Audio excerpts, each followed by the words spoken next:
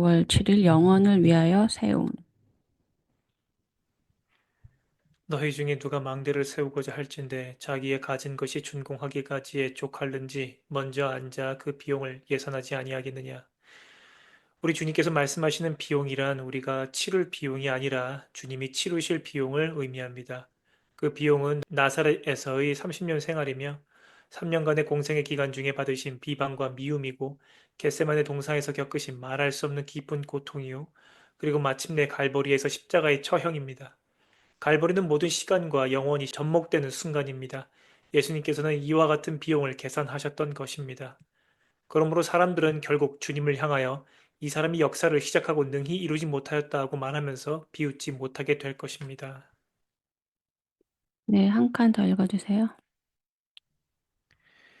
우리 주님께서 제자가 되기 위한 조건으로 말씀하신 것이 26, 27, 33절인데 그 의미는 주께서 주의 위대한 나라를 세우는 데 사용할 사람들은 주께서 이미 그들을 위하여 모든 비용을 다 지불하여 놓으신 자들이라는 것입니다. 물론 내게 오는 자가 자기 목숨까지 미워하지 아니하면 능히 나의 제자가 되지 못하고 또한 이 구절이 가르치는 바는 우리 주님께서 주님의 나라에 사용하실 수 있는 유일한 사람들은 이 땅에서 다른 그 어떤 것보다도 오직 주님을 인격적으로, 열정적으로, 헌신적으로 훨씬 더 사랑하는 사람들이어야 한다는 것입니다. 이러한 제자의 조건은 엄하지만 영광스러운 것입니다. 네, 요즘에는 이 내용을 이해하기가 굉장히 어렵게 됐죠. 저도 굉장히 헷갈렸어요, 이 내용이. 이 성경을 읽으면서 이제 누가복음 14장 28절 읽을 때 저도 이제 제가 가려면 네가 나를 따라오려면 그 계산을 먼저 해봐야 된다. 해보지 않겠느냐.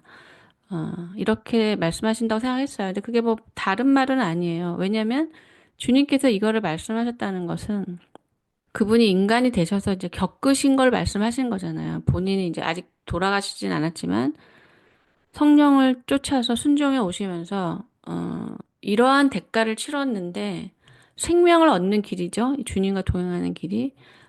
과연 나를 따라오겠다고 하는 너희들이 지금 내가 겪은 이것을 겪을 수 있겠는가? 라는 질문을 하실 것 같아요.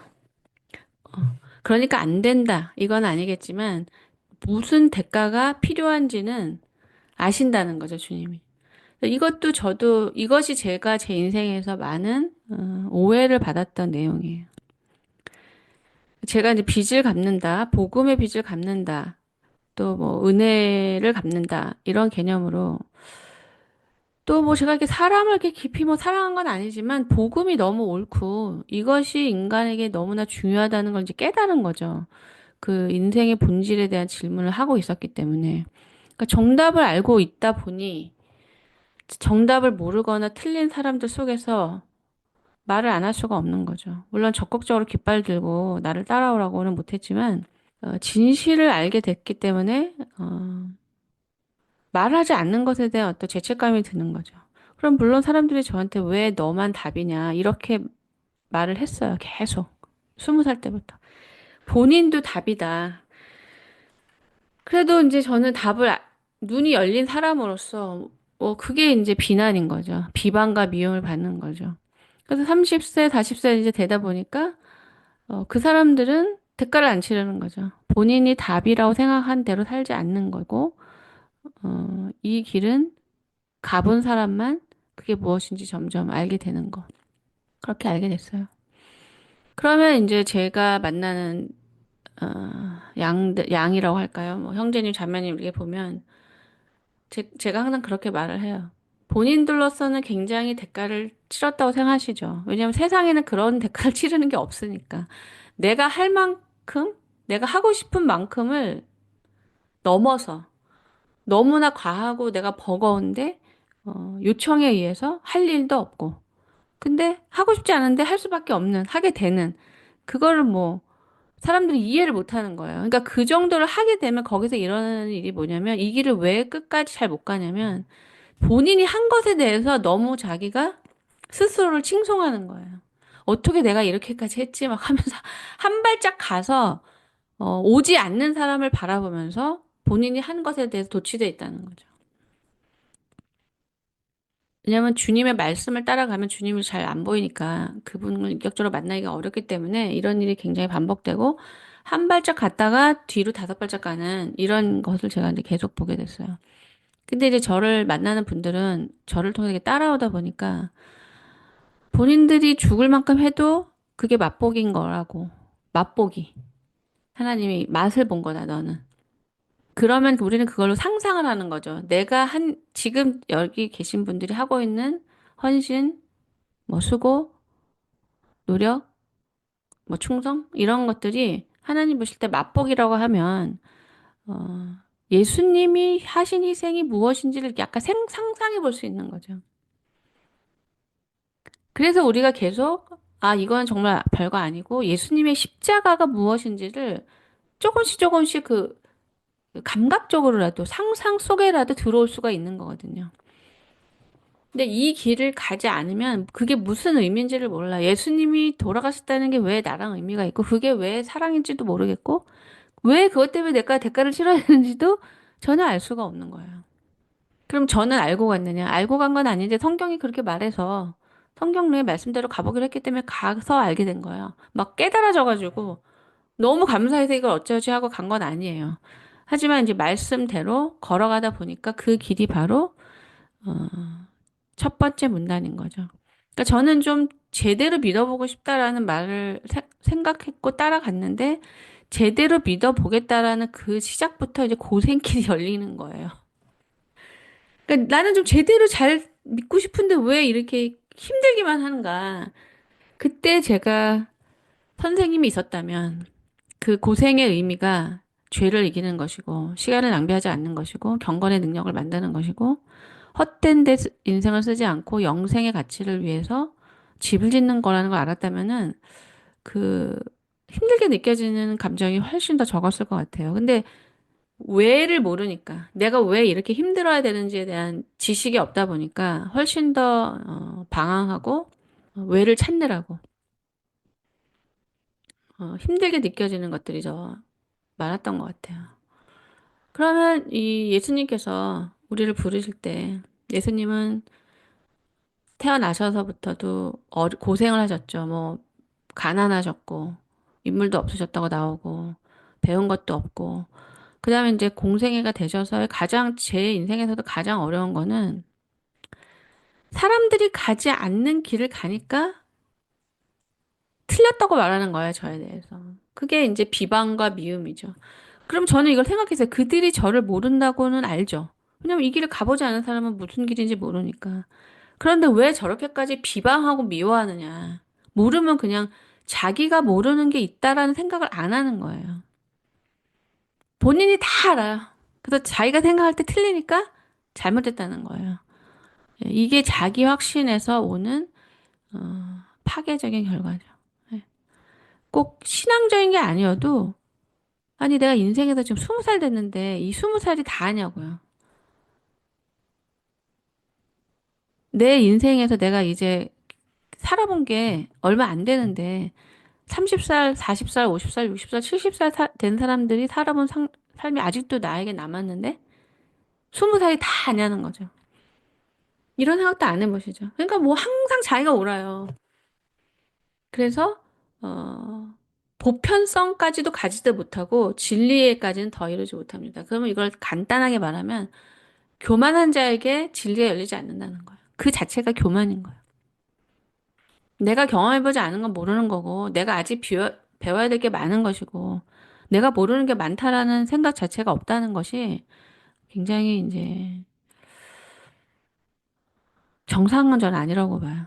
그러면 초등학교 1학년이 난 다 아는데 걔가 왜 학교를 다니냐고, 12학년까지 왜 다녀요? 네. 그래서 우리는 굉장히 다른 길로 갑니다. 네. 그러니까 기독교에 들어오셔서 영원이라는 걸 믿으시고 이 성경이 말하는 진리를 가실 때 우리가 수없이 빠지는 게 이제 자기의, 자기 자랑, 칭찬, 자기 사랑. 이것은 이제 계속적으로 다뤄야 되는데 이게 인간의 굉장히 본능적인 거기 때문에 말을 안 해요. 그냥 그게 우리한테 자연스러운 거기 때문에 이걸 다뤄야 된다고 생각을 하지 않고 가르치지도 않는데요. 그렇기 때문에 우리가 주님과 관계할 수가 없는 거예요. 주님은 자신의 전부를 기꺼이 아낌없이 내놨는데 우리는 제일 필요 없는 거, 하기 싫은 거, 의미 없는 것만 그분께 드리고 있는 게 본능이라고 할 때 이렇게 전적으로 이타적인 존재와 완전히 이기적인 존재가 어떻게 관계를 하냐는 거예요. 이미 이타적인 존재로 인해서 우리가 생명을 받은 이상. 그러니까 신앙의 강건은 이 세상에서도 지혜로 말하지만 지피지기면 백정백승이다. 그러니까 우리의 그 많은 것에 대한 실패는 뭐냐면 자기 생각을 넘어서지 않음으로써 관계가 깨지는 거예요. 상대를 알려고 하지 않는 거. 그럼으로써 하나님이 어떤 분인지를 알려고 하지 않으니까 지식이 들어와도 경험이 쌓여도 다 왜곡된 자기 생각으로 판단하고 자기 생각으로 잘라내고 자기 생각으로 해석하고. 예. 그래서 인간의 노력보다 더 중요한 이 신앙에서 굉장히 가장 본질적으로 중요한 건 하나님을 아는 지식이에요. 그것이 지도예요. 그러니까 지도를 안 보고도 나는 인생을 잘 살 수 있다라는 이 착각을 뭐 누가 깨겠어요. 뭐 자기가 생각한 대로 가서 망하는 수밖에 없는 거죠. 망하는 것도 다행인 거죠. 그것이 망해야지 그게 아니라는 걸 아니까. 네. 그리고 이제 두 번째 문단에서 자기 목숨까지 미워하지 아니하면 예, 다른 종교에서는 아마 이런 말씀이 없을 거예요.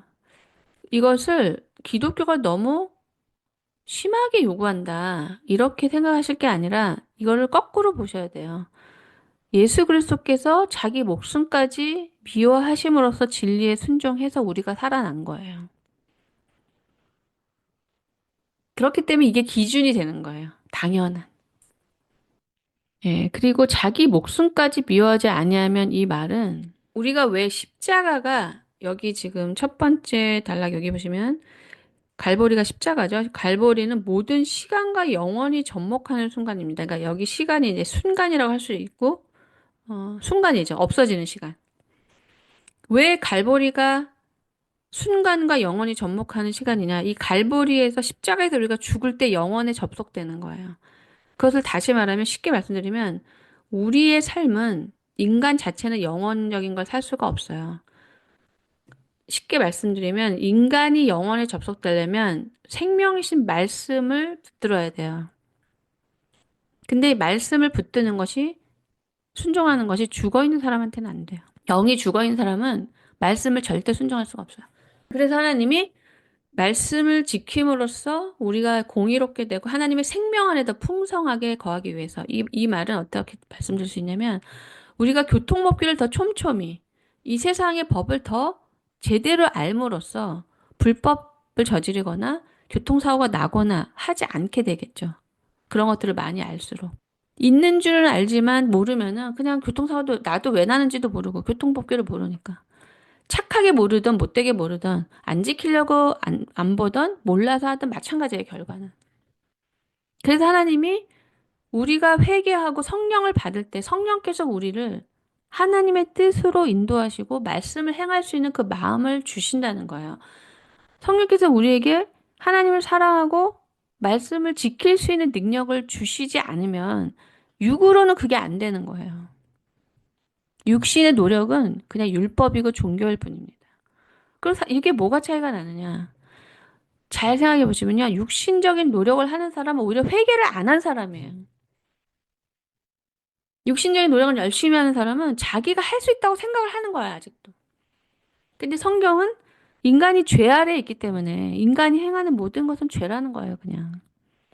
그러면 죄를 행하지 않을 유일한 길은 왜 이게 인간이 죄를 행할 수밖에 없느냐? 하나님은 생명이 있느냐 없냐를 보시지 껍데기를 보시지 않기 때문이죠. 네, 그래서 제가 이야기로 주님을 인격적으로, 열정적으로, 헌신적으로 더 사랑할 수 있는 사람은 어떤 특별한 훌륭한 사람, 뭐 영적인 사람 그렇게 태어나서 뭐 이런 사람이 있는데 나는 그렇게 잘 안 된다. 아, 인격적으로, 열정적으로, 헌신적으로 더 주님을 사랑하게 안 된다. 이거를 첫 번째 말씀드릴 수 있는 거는 주님을 사랑하는 것이 우리가 영적으로 사는 거예요. 주님을 사랑하는 것은 감정적인 게 아니고 순종하는 거야. 내 뜻을 꺾는 게 자아의 죽음이고 그만큼이 하나님을 사랑하는 거죠.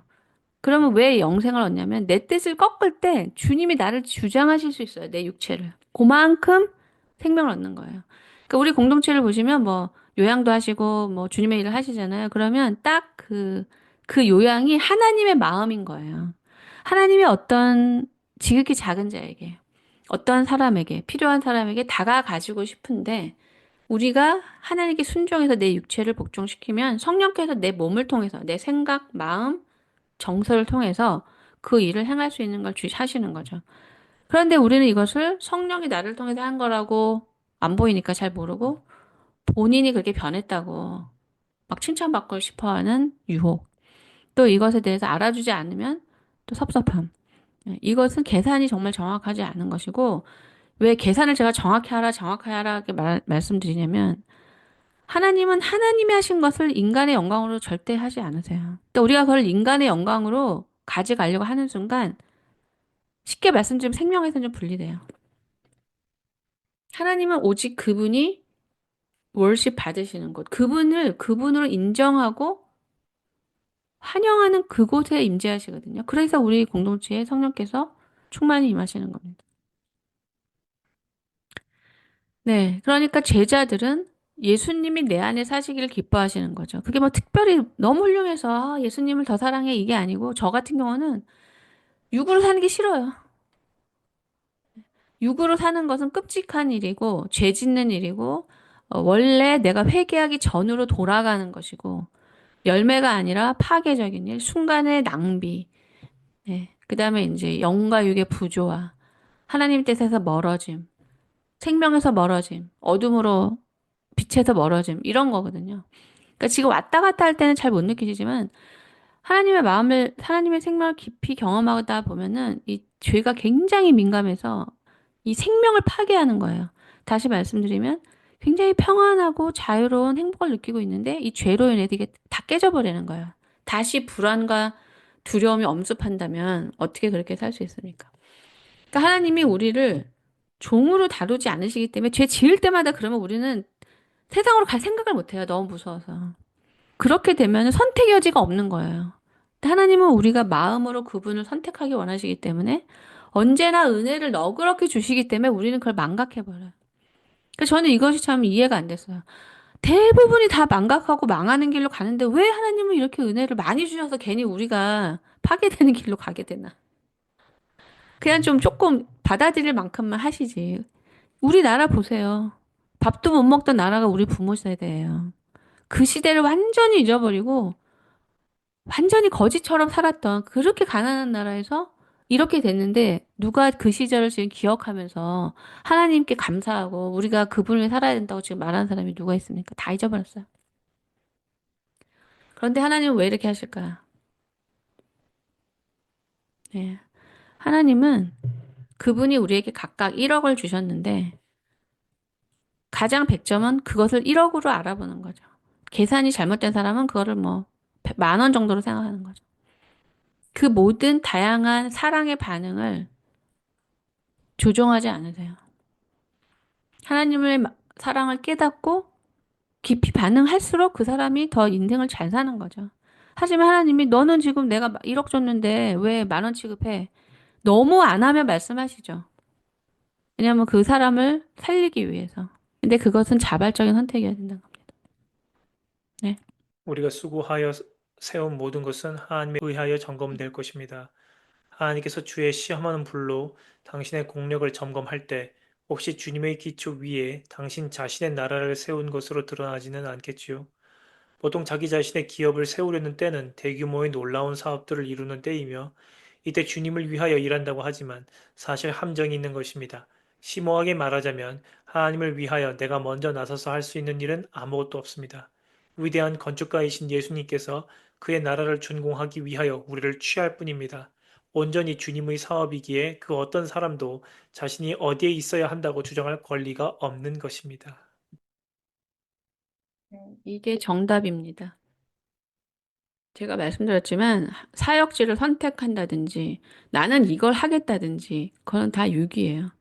우리는 하나님이 어떻게 나를 사용하실지 모르고 어떻게 사용하시든 우리 모든 게 그분 것이기 때문에 그분이 마음대로 하실 수 있는 거예요. 하나님이 가위를 만들어서 가위로 사용하시고 톱을 만들어서 톱을 사용하시고 우리가 막 종이에다 그림을 그려서 그림 종이에다가 인형을 그렸는데 그냥 찢어서 종이를 버렸어요.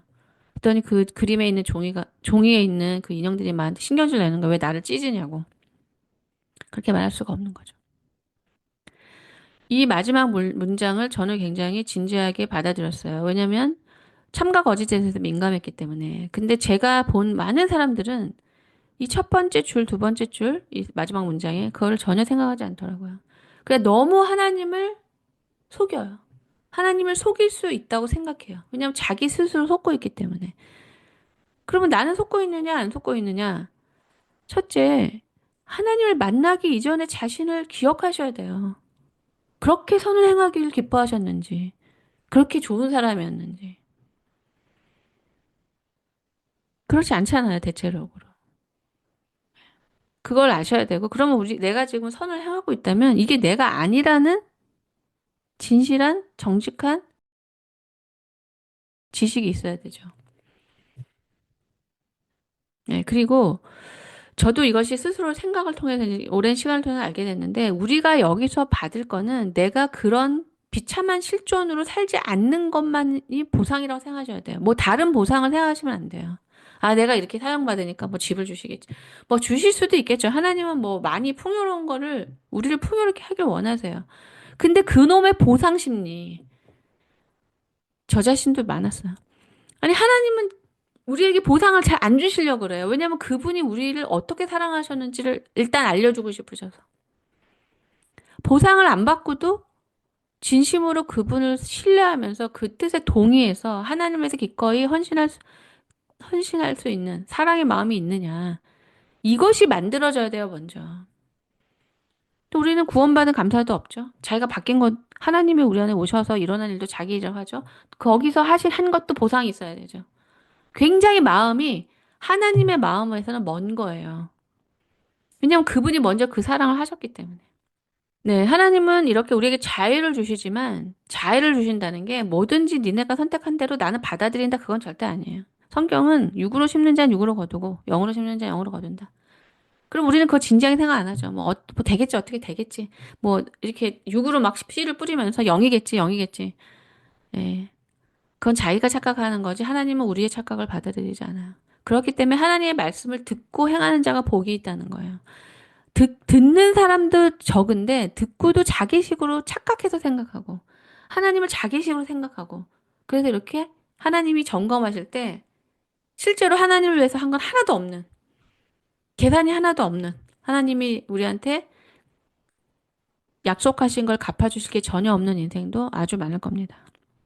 네. 그리고 이제 이게 하나님이 하라고 하신 건지 내가 자발적으로 하는 건지 어떻게 하느냐 이렇게 물어보시려면 저의 경우는 제가 이제까지 하나님께 순종한 일은 제가 좋아서 기뻐서 한 일이 없어요.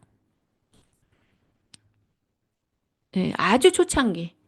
그냥 나의 귀를 빌려줬을 때. 사람들이 힘들어하는 걸 들어주고 이런 마음의 여유가 있었기 때문에 그런 거는 어렵지가 않았어요. 뭐 그 정도 하는 건 줄 알았어요. 하나님 일을 할 때. 왜냐면 그 정도도 굉장히 선하다고 칭찬을 하고 사람들이 좋아했기 때문에. 근데 하나님 앞에 나아가니까 하나님은 실제로 저는 남을 위해서 하기 때문에 하나님이 어떤 남을 위해서 내가 착한 일을 하니까 좋아하실 줄 알았는데 하나님은 여기서 예수님이 나를 위해서 무엇 하셨는지를 알려주게 하기 위해서 계속 욕을 하시는 거예요. 그분이 무엇 하셨는지 알게 하기 위해서. 그래서 굉장히 힘들었고 잘 몰랐어요, 처음에는. 네, 그러니까 나는 내가 하는 일이 너무 좋다. 뭐 그런 것도 있어야죠. 뭐 죽기까지 힘들기만 하면 어떻게 하겠습니까? 당연히 힘듭니다. 그러면 이렇게 뭐 찌그러져서 죽기까지 힘들다가 천국 가는 거냐? 그게 아니에요. 왜 힘드냐? 우리 육체를 복종시켜야 되니까. 죄와 정욕과 자아로만 움직였던 우리의 육체를 내가 아닌 하나님의 뜻에, 순간의 쾌락이 아닌 영원한 뜻에, 또 내 뜻이 아닌 진리의 뜻에 복종하는 게 이게 편하다면은 하고 있는 게 아닌 거죠. 그러니까 힘든 것을 훈련으로 바꾸셔야 돼요. 아, 언제까지 해야 돼? 힘들어, 힘들어. 이렇게 하지 마시고 그 상황에서 내가 바꿔야 될 거. 하나님이 나를 그분과 연합시키기 위해서 이 상황에서 뭔가 바꾸시는 게 있다. 뭐 전혀 모르겠다. 그게 뭔지. 그러면 인내라고 하시면 돼요. 우리가 훈련해야 될 것이 100이라고 그러면 제가 볼 때 한 97%는 인내 같아요. 그러니까 실제로 우리가 뭘 할 수 있는 게 없다는 거야. 오히려 인내하지 못해서 하나님 일을 다 망쳐버리고 하나님이 하시기도 전에 다 이렇게 씨 뿌려놓고 다 맨날 맨날 파버리고 또 이파리 안 났네? 그리고 또 씨 이렇게 땅 파버린 거죠. 그 다음날 와가지고 또 못 참고 와가지고 씨를 또 파보는 거야. 또 이파리 안 났네? 그럼 씨가 언제 자랍니까? 우리가 하는 일이 다 이런 거예요. 그리고 뭐 사과가 진짜인지 가짜인지 막 찔러보고 흔들어보고 오랜 그 인내 고통 속에서 하나님이 하시는 일을 보게 될 때 그때 배우게 되는 것 같아요.